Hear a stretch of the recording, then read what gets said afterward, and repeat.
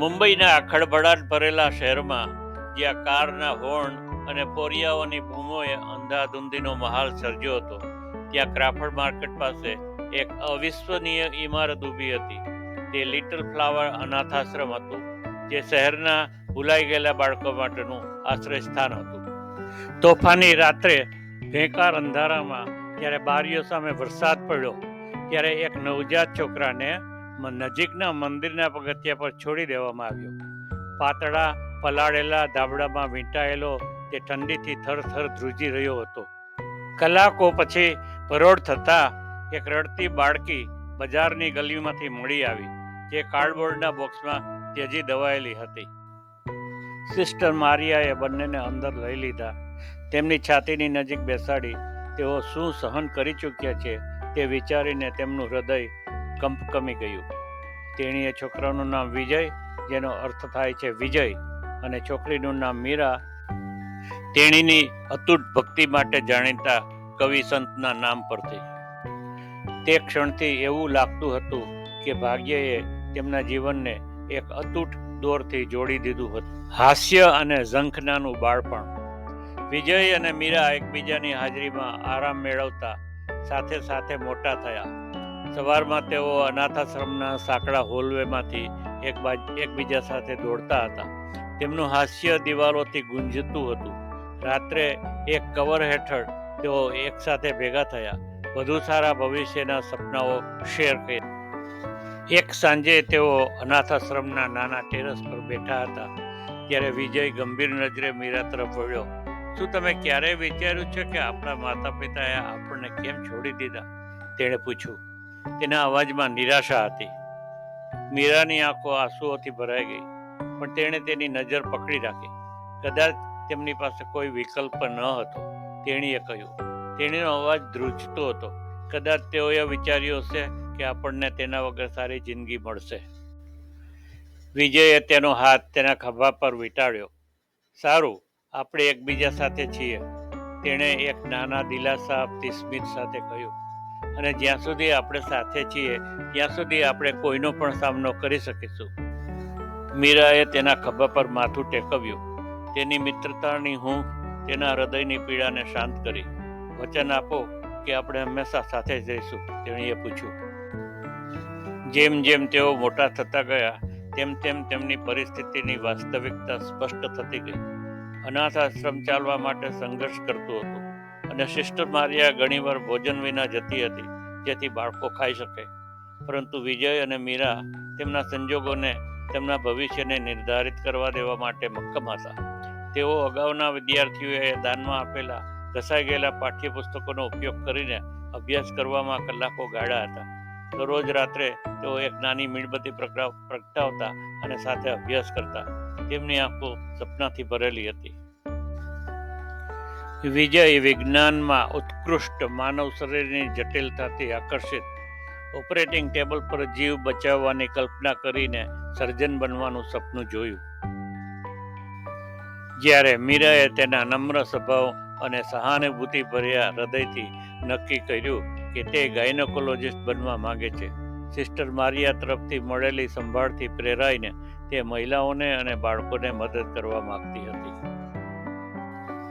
Medical કોલેજમાં પ્રવેશ મેળવવો એ કોઈ સરળ સિદ્ધિ ન હતી.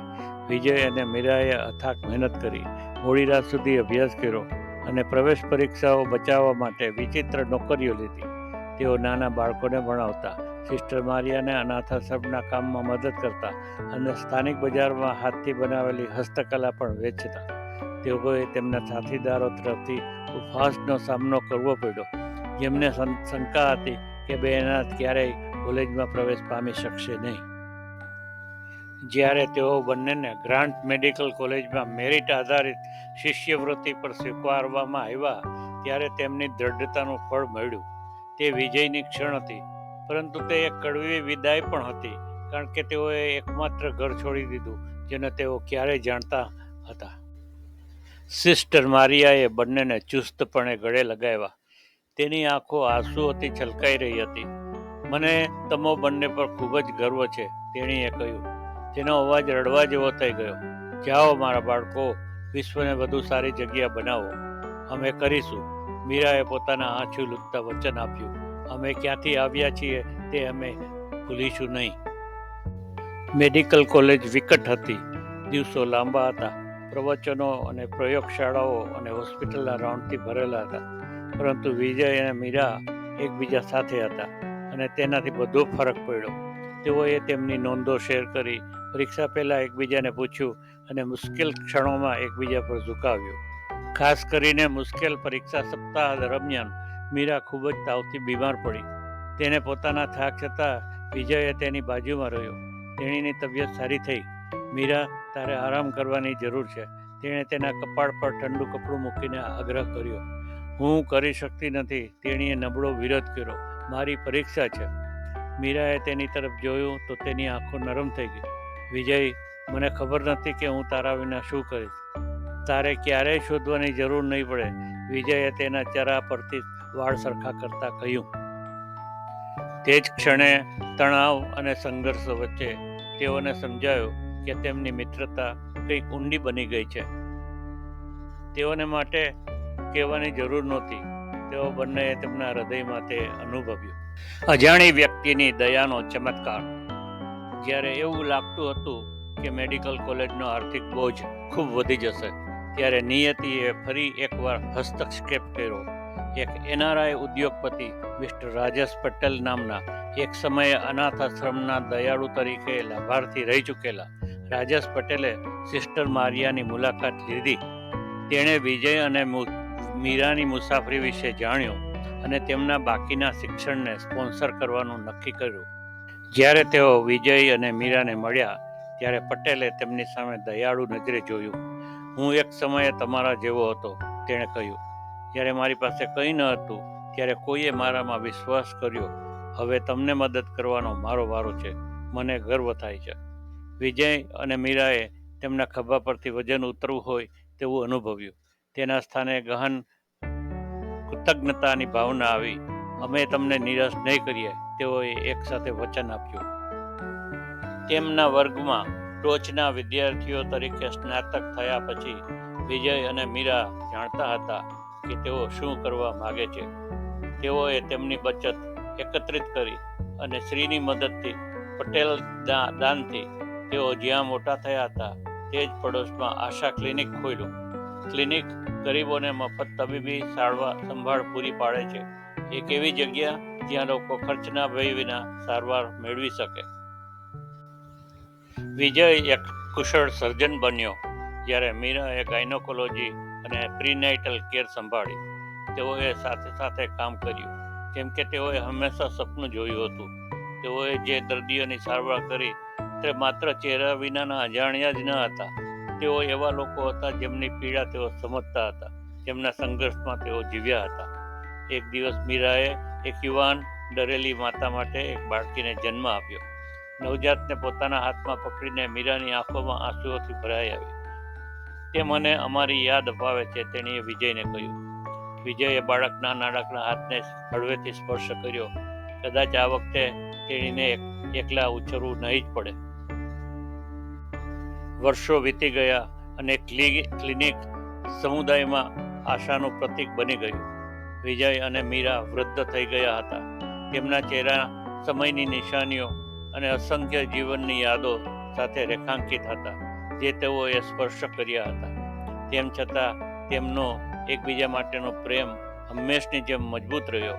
એક શાંત, સ્થિર બળ જેણે તેમને દરેક પડકારમાં માર્ગદર્શન આપ્યું હતું. એક સાંજે તેમણે એક દુર્લભ વિરામ લીધો અને પાર્કમાં ગયા, જ્યાં તેઓએ તેમના કોલેજના દિવસો બતાવ્યા હતા. એક બેન્ચ પર બેસીને ચાની ચુસ્કી લેતા તેઓએ અરબી સમુદ્ર પર અસ્ત થતો સૂર્ય જોયો. આકાશને નારંગી અને ગુલાબી રંગથી રંગવામાં આવ્યું હતું. શહેર પર ગરમ ચમક કાસ્ટ કરી હતી. તેઓ આરામદાયક મૌનથી બેઠા હતા. હાથ પકડીને તેઓએ સહન કરેલા અને દૂર કરેલા તમામ વજનનો અનુભવ કર્યો. તેઓએ તેમની પીડાને કરુણામાં, તેમની એકલતાને પ્રેમમાં ફેરવી દીધી હતી. તેઓ માત્ર બે અનાથ ન હતા, જેમણે એકબીજાને શોધી કાઢ્યા હતા. તેઓ ઉપચાર કરનારા, સ્વપ્ન જોનારા અને આત્માના સાથીઓ હતા. જેમ જેમ રાત્રિના આકાશમાં પ્રથમ તારાઓ દેખાયા. વિજયે બબડાટ શરૂ કર્યો.